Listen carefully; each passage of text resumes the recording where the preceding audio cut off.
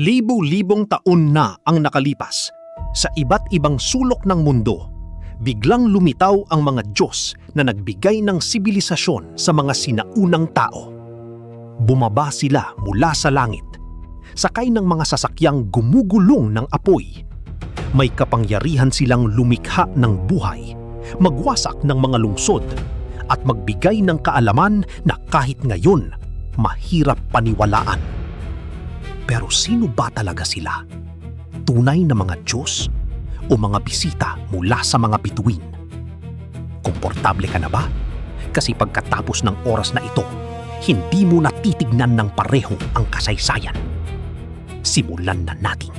Mula pa noong unang panahon, lahat ng kultura sa buong mundo ay may iisang kwento. May mga nilalang na hindi tao na nagmula sa langit at binago ang takbo ng kasaysayan ng sangkatauhan. Hindi ito isa lang alamat. Hindi rin ito nagkataon. Ito ay paulit-ulit na kwento sa Sumer, Ehipto, India, Mesoamerica at maging sa Biblia. Kung ang mga Diyos na ito ay tunay na Diyos, bakit pare-pareho ang kanilang kapangyarihan? Bakit pare-pareho ang kanilang sasakyan? Bakit pare-pareho ang sinasabi nilang galing sila sa langit? At bakit bigla na lang nawala pagkatapos nilang turuan ang tao? Tara, tuklasin natin ang unang sibilisasyon sa mundo. Sumerian gods, Anunnaki. Mahigit 6,000 taon na ang nakalipas. Sa lupain ng Mesopotamia, may nagsulat ng mga tabletang luwad. Ang kanilang pangalan, Anunnaki.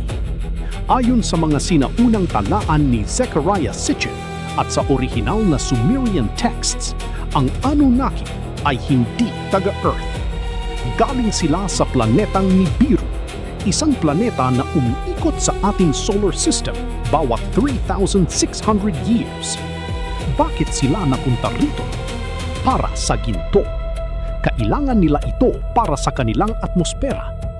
Pero nang maghirap ang trabaho, ginawa nila ang isang bagay na nakakagulat. Pinagsama ang kanilang DNA sa Homo erectus at nilikha ang unang modernong tao, tayo, bilang mga alipin. Ginamit nila kami, tapos tinuruan nila kami. Iyan ang sinasabi ng mga tablet. May mga guhit pa sila ng DNA helix, 6,000 taon bago pa natin ito natuklasan noong 1953. Paano nila alam yun? At bakit may pyramid sa Giza na eksaktong naka-align sa mga bituin ng Orion, pareho ng tinala ng Sumerian? Egyptian gods. Pumunta tayo sa Ehipto. Ang mga Diyos nila, Ra, Osiris, Isis, Horus, ay hindi nagmula rito. Sinasabi nila, bumaba sila mula sa langit sa isang barko ng walang hanggan. Si Ra mismo ay naglalakbay sa isang solar bark na nagbibigay ng liwanag. Pero bakit ang mga piramid ay perpektong naka-align sa Orion's belt? At ang kanilang mga anggulo ay eksaktong pareho ng latitude ng Earth? Hindi ba't imposible iyon ng walang advanced na teknolohiya? At may isa pang bagay, ang dendera reliefs, may guhit ng bombilya, mga wiring at generators. 6,000 taon na ang nakalipas. Paano? Kung totoo ang mga Diyos na ito, bakit parang may teknolohiya sila na mas advanced pa sa atin ngayon? Ancient India, Vimanas and Gods. Sa India, sa Mahabharata and Ramayana, dalawang pinakamatandang epiko sa mundo, may detalyadong paglalarawan ng Vimana. Ito ay flying machines na lumilipad ng napakabilis, naglalabas ng liyab ng apoy, may sandata na kayang wasakin ang buong lungsod. May buong manual pa sila kung paano ipilot ang Vimana. May anti-gravity technology. May nuclear-like weapons. Si Lord Shiva ay may third eye na kayang sirain ang lahat. Si Indra ay may Vimana na parang modernong jet fighter. At ang pinakanakakakilabot, ang paglalarawan ng isang digmaan sa himpapawid na parang nuclear war. May ash na nananatili sa mga buto ng tao hanggang ngayon sa Rajasthan. Paano nila alam ang mga bagay na ito 5,000 taon na ang nakalipas? Ibang sibilisasyon. Sa Mesoamerica, si Quetzalcoatl at Viracocha, feathered serpent na bumaba mula sa langit. Sinasabi ng mga Aztec at Inca, siya ang nagbigay ng kaalaman, agrikultura at batas. Tapos biglang umalis at sinabing babalik siya. Sa Nazca Lines sa Peru, makikita lang ng buo kapag nasa himpapawid ka. Sino ang nilalayon nilang ipakita? Sa Dogon tribe ng Africa, alam nila ang Sirius B, isang white dwarf star na hindi nakikita ng mata. 400 years bago pa natin ito natuklasan gamit ang teleskopyo. Sabi nila, tinuruan kami ng mga nilalang na galing sa Sirius. Paulit-ulit, sa bawat kontinente, parehong kwento. Biblical references. Sa Biblia mismo, sa Genesis 6, ang mga anak ng Diyos ay nakita ang mga anak na babae ng tao at sila'y nag-asawa. Naging resulta ang Nephilim, mga higante. May mga buto ng higante na natagpuan sa buong mundo. May mga larawan sa mga cave paintings. May mga ulat mula sa Smithsonian na nawala. Sino ang mga anak ng Diyos na ito?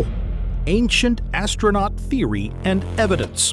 Ngayon, pagsamahin natin lahat. May Eric von Daniken na nagsulat ng Chariots of the Gods noong 1968. Sabi niya, kung babasahin natin ng literal ang mga sinaunang teksto, parang may mga dayuhan na bumisita. May mga ancient aircraft models sa Colombia. May Baghdad Battery na 2,000 taon na at gumagana pa rin. May crystal skulls na hindi kayang gawin ng moderno teknolohiya. At ngayon, may UFO sightings na inaamin na ng gobyerno. May whistleblowers na nagsasabi, hindi bago ito, matagal na sila rito. Counter-arguments. Siyempre, may nagsasabi, mito lang yan, tao lang ang gumawa ng lahat. Pero bakit pare-pareho ang kwento sa magkakalayong lugar na hindi pa nagkakakilala? Bakit may advanced na kaalaman na hindi dapat alam nila? Hindi natin sinasabing 100% alien sila, pero hindi rin natin masasabing 100% Diyos lang sila. May posibilidad na may ibang nangyari. Kaya ngayon, tanungin ko kayo, kung ang mga Diyos ng ating mga ninuno ay tunay na bumaba mula sa langit, kung sila ang nagbigay ng ating sibilisasyon, at kung sila ay bumalik na, handa ka na ba sa katotohanan? O handa ka pa ring maniwala na tayo lang ang nag-iisang matalinong nilalang sa buong kosmos? Salamat sa pakikinig hanggang dulo. Kung nagustuhan mo ang paglalakbay na ito, i-like, i-share at mag-comment ano sa inyo, Diyos o alien. Ako si Mausisa at ito ang kwento na hindi matatapos hanggang hindi mo sinasagot ang tanong na iyon. Hanggang sa susunod na misteryo, manatiling bukas ang isip mo.